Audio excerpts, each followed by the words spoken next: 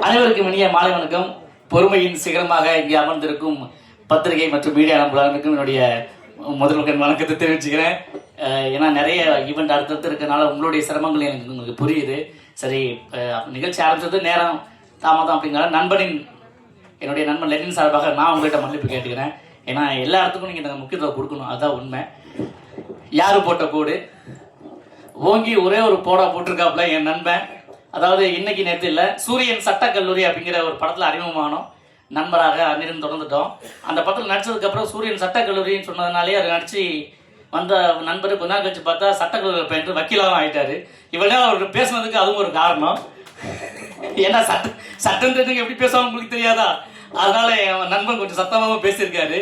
அது ஏன்னா இது அவருடைய மேடை, அதனால அந்த உரிமையை எடுத்து பேசியிருக்காரு, வேற ஒன்றும் இல்லை. உங்கள் வீட்டு பிள்ளை, முதல் மாணவன், முதல் தவறு, முதல் விஷயம் எல்லாமே மன்னிக்கப்படும் அப்படிங்கிறனால நீங்கள் அந்த மன்னிப்பை அவருக்கு வழங்கலாம். காரணம் அவருடைய முதல் படம், இது சாதாரண விஷயம் கிடையாது. இது யாரு போட்ட கோடு ஆரம்பிச்சு, ஆனால் பெரிய கோடு, நீண்ட கோடு ஆரம்பிச்சு ஒரு 4-5 வருஷமா இழுத்துட்டு வந்த கோடு இது இங்கே நிற்கிது. ரொம்ப அருமையான ஒரு விஷயம். அதாவது இன்னைக்கு எல்லாருமே சாதியை வச்சு படம் பண்ணினா பெரியதாயிடலாம் அப்படின்ற மாதிரி தான் அந்த இடத்த பிடிக்க ஆரம்பிச்சிட்டாங்க. அது ஆல்ரெடியே ஒரு 2 பேர் பிடிச்சி தொங்கிட்டு இருக்காங்க. புதுசாக வரவங்களும் அதை தான் பாடிட்டு இருக்காங்க பின்னாடி. பட் இவர் ஒரு வாட்டி பேசிருக்குமா நான் சொன்னால் எங்கேயோ பார்த்துட்டு, நண்பா சாதிங்கிறது எப்படி பயன்படுத்தலாம் அப்படின்னா, இல்லை நண்பா சாதிங்கிறது ஜட்டி மாதிரி போட்டுக்கலாம், ஆனால் வெளியே காட்டக்கூடாது. நாங்கள் என்ன அப்படிலாம் பப்ளிக்கெல்லாம் சொல்லிடக்கூடாது நண்பா, ஒன்று சொல்லலாம், அதை டீசெண்டாக சொல்லலாம் அப்படின்னு சொன்னேன் என் நண்பன்ட்டு. என்ன அப்படின்னு கேட்டார். சாதியையும் பிளாஸ்டிக்கையும் அழிக்க முடியாது, ஆனால் பயன்படுத்துவதை தவிர்த்துக்கலாம். கரெக்டா இல்லையா? ஸோ அந்த மாதிரி தவிர்த்துக்கலாம் என்பதை ரொம்ப சத்தமா ஒரு கோடு போட்டு இந்த யாரு போட்ட கோடுல சொல்லியிருக்காரு.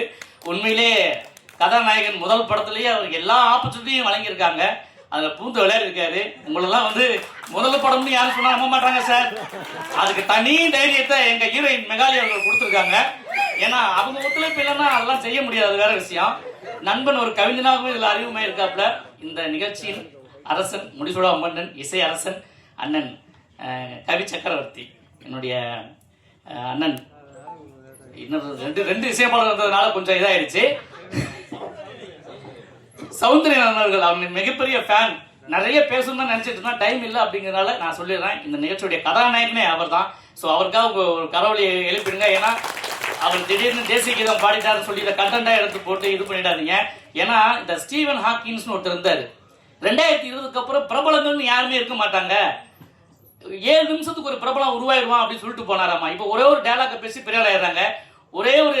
அது எந்த பக்கமா தான் பரவாயில்ல. இப்போ கூட சமீபத்தில் எங்க அண்ணன் கார்த்திக்னு ஒரு ரிப்போர்ட்டர் கூட பயங்கர ஃபேமஸ் ஆனாது ஒரே ஒரு கேள்வி